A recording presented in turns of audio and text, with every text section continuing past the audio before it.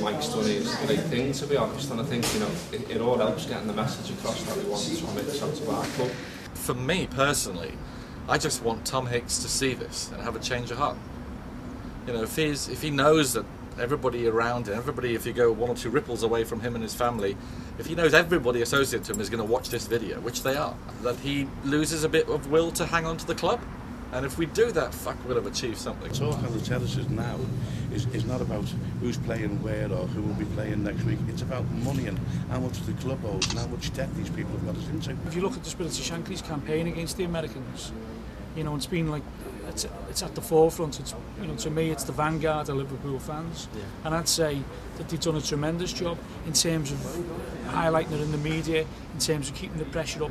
For months now, the gut feeling most Liverpoolians has been, nothing's going to happen with this club until they go.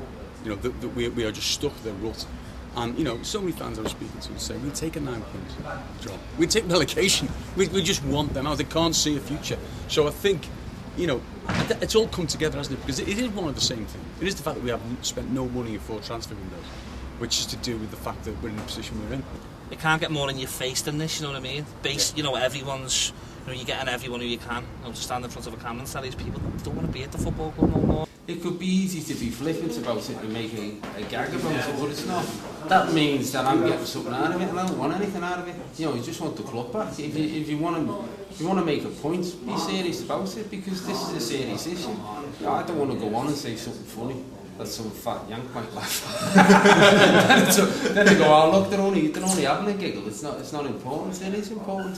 It's beyond any individual personality who will appear on that video. They've chipped away at the soul, really, because what they've turned, or what they've tried to turn us into, is a commodity, just a commodity. And you know, it's not just a franchise or something that we can just. That's the sad thing, is that after all that's said and done, in their eyes, we're just a product, just something that's worth putting money into and creaming the profits off.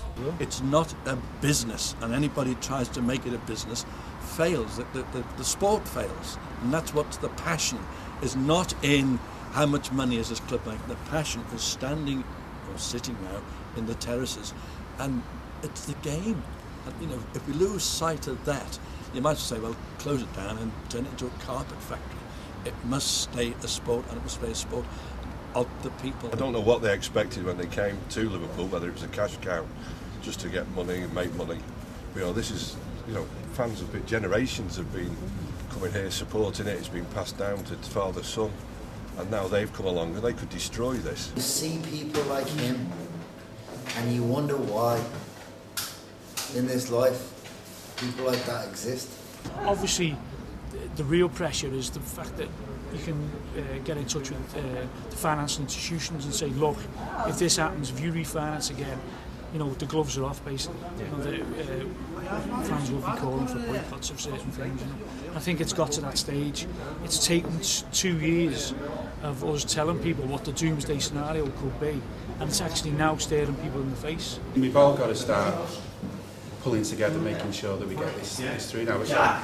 We're hitting, it's like 3-3 extra time in a Champions League tie. We don't want them to score the away goal. I think we're winning, but we've all got to do this final push. I think everything that we can do, the emails to the different banks, this film in particular now will take another step further. I think to do a lot to help.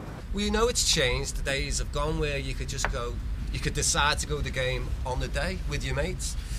That sense of community's gone. Now you've got to book in advance and all that, and, you know. But we're getting used to that, and we can put up with the new facade, or the, you know, as long as we've got a core element that is true. I hope he does see it. You know, if you actually see him in the streets, it'd probably be even more angry. You know, it's all very well doing protests in Liverpool, and it's very commendable. And you know, Spirit of Shankly are doing a fantastic job with, you know, Graham and Jay and Paul and all those characters, but.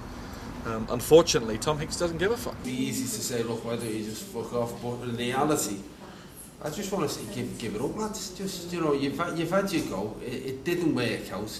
You've saddled the club with debt. At the moment, you're trying to refinance on a venture that's not going to do anyone any good. And as businessmen, you're getting tainted by a bad decision. With every bad decision, the best thing to do is to walk away. So just do us a favour and walk away quickly.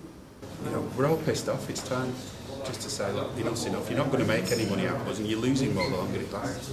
We will get our own way, so the sooner the better. They're on a loser. They can't win, so why don't they just pack up now and go back to the States? In any other arena, you'd be up in the court of law. In Germany, it's in law. 51% of the members, the fans, have got to own a club, and in Barcelona, we all know clubs like that are run by the membership. It just hasn't happened in this country in that to any sort of degree, and I think it's now or never, really, because if we lose this opportunity, it's gone forever. Even if they can get partial ownership, even if they can, whoever new owners comes in, they can address the issue and give fans representation. I think personally that's the best we've got to hope for at this moment in time, because you know it is such a game which is so hugely influenced by money now, and I don't think the fans have got that. You know, I'd love to think they did. I mean, they can't even buy United now, can they? The Red Knights, and they're businessmen. They're top, you know, FTSE 100 index businessmen. If you have a look at what's happening in different countries, and possibly they're a product of their own country's politics and history and culture, and tailor it for what we need currently, then I think there's a big role that the government can play, and I'm determined to keep on pushing for this. And it's not just about Liverpool Football Club. Actually, it's something that myself, as a Labour politician, as a socialist, should quite rightly be forward, and that sort of co-op mutual model. If we can, you know, through this venture, you know, in a small way influence Tom Hicks to literally get the fuck out of Liverpool, then I'll be a very happy fan. It's down for money. Selfish revolution murdered me.